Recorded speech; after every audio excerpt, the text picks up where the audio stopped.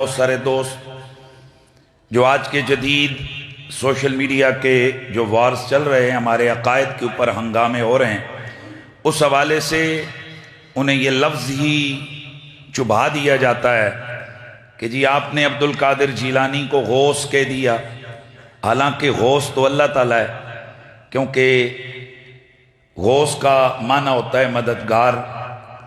تو بھئی مددگار تو کون ہے؟ اللہ ہے، اور ساری کائنات کا غوث کون ہے؟ اللہ ہے۔ تو آپ عبد القادر جیلانی کو صرف غوث نہیں کہتے بلکہ غوث اعظم کہتے ہیں۔ توبہ توبہ استغفر اللہ، یہ تو شرک ہے۔ میں سب سے پہلے یہ بتا دوں کہ اگر اس طرح کے فتوے شرک کے لگائیں گے تو پاکستان کا ایک بھی مسلمان نہیں رہے گا، کیونکہ وہ محمد علی جناح کو قائد اعظم کہتا ہے، اور اسلام کہتا ہے کہ قائد اعظم محمد علی جناح نہیں ہے، قائد اعظم محمد الرسول اللہ ہے۔ یعنی سمجھ رہے نا کہ قائد اعظم کا تو مطلب ہے سب سے بڑا قائد اور لیڈر، تو سب سے بڑا لیڈر محمد علی جناح ہے یا محمد الرسول اللہ ہے؟ اور نہیں، ہم اور صاحب سے کہتے ہیں۔ اس کا مطلب ہے جب سینس بدل گیا، جب میدان ہٹ گیا، میدان بدل گیا، ٹرمز بدل جاتی ہیں، ان کے معنی اور مفاہیم بھی بدل جاتے ہیں۔ تو سنیے، جس طرح سے حسن کا مطلب ہوتا ہے خوبصورت، کیا؟ خوبصورت، لیکن یہی لفظ حسن جب حدیث کے ساتھ بیان ہوتا ہے تو وہ اپنے سونے کے معنی میں نہیں آتا، بلکہ وہ ایک خاص اصطلاح ہے محدثین کے ہاں کہ یہ جو حدیث حسن ہے، جو صحیح سے یعنی صحیح لذات ہی سے تھوڑا کم درجے کی ہوتی ہے، وہ حدیث حسن ہوتی ہے۔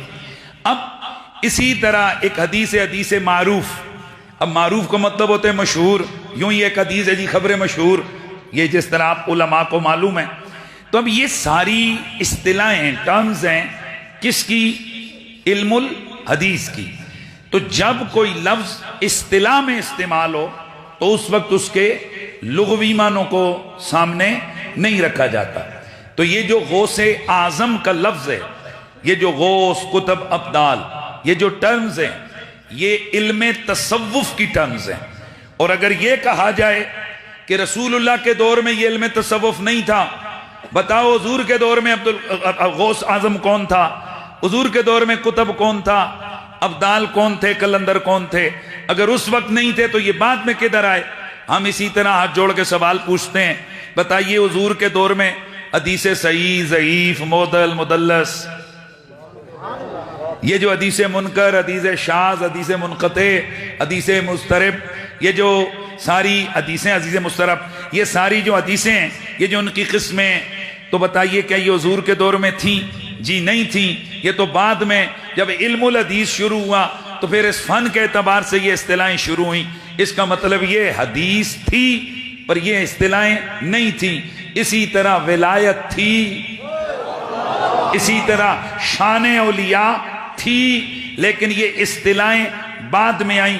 کیوں کہ یہ اصطلاحیں علم تصوف کی ہیں، جیسے علم الحدیث بعد میں مدون ہوا، جیسے علم الفقہ بعد میں مدون ہوا، جیسے علم المنطق بعد میں مدون ہوا، جیسے علم صرف، علم النحو، یہ سب علوم بعد میں مدون ہوئے۔ تو جب یہ بعد میں ان کی تدوین ہوئی تو پھر ان کی اصطلاحیں مقرر کر دی گئیں۔ اس لیے غوث اعظم یہ تصوف میں صوفیاء کا ایک رتبہ اور عہدہ ہے۔ تو جس طرح حدیث کی اصطلاحی اقسام میں کسی کا نام حسن رکھ دیا، اب یہاں علماء موجود ہیں، ان کو معلوم ہے اور طلباء کو بھی پتہ ہے کہ حدیث کی قسموں میں مثلا ایک حدیث معروف، ایک حدیث منکر، ایک حدیث شاذ۔ اب یہ جو ساری حدیثیں، یہ حدیثیں صحیح نہیں ہیں، بھائی علماء موجود ہیں نا، یہ ساری جو اقسام ہیں، حدیث شاذ ہے، حدیث مدلس ہے، حدیث منکر ہے۔ تو اب بندہ کوئی کہے توبہ توبہ توبہ، حدیث اور حدیث منکر، پھر حدیث معروف ہے، یہ علماء کو بھی معلوم ہے کہ یہ حدیث معروف حدیث صحیح کی قسم نہیں ہے، یہ سب حدیث غیر صحیح کی قسم ہے۔ تو اب معروف بھی ہے اور غیر صحیح بھی ہے، تو یہ عقل کے ڈکوسلے یہاں نہیں چلتے۔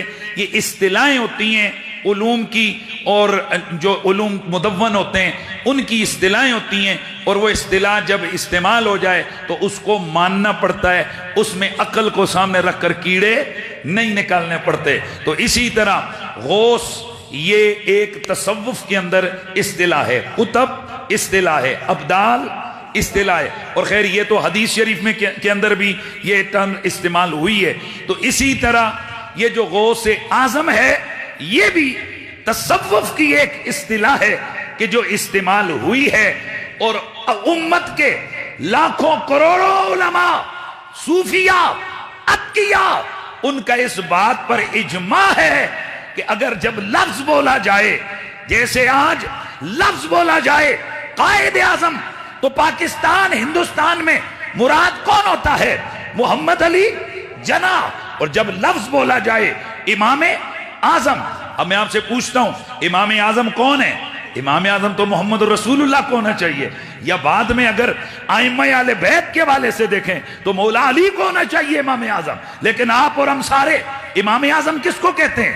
امام ابو حنیفہ کو کہتے ہیں۔ تو جیسے جب امام اعظم بولا جائے مراد ابو حنیفہ ہوتا ہے، جیسے شیخ اکبر بولا جائے مراد محی الدین ابن عربی ہوتا ہے، اسی طرح جب لفظ غوث الاعظم بولا جائے مراد شیخ عبد القادر جیلانی ہوتا ہے۔ میں 3 جواب دوں گا۔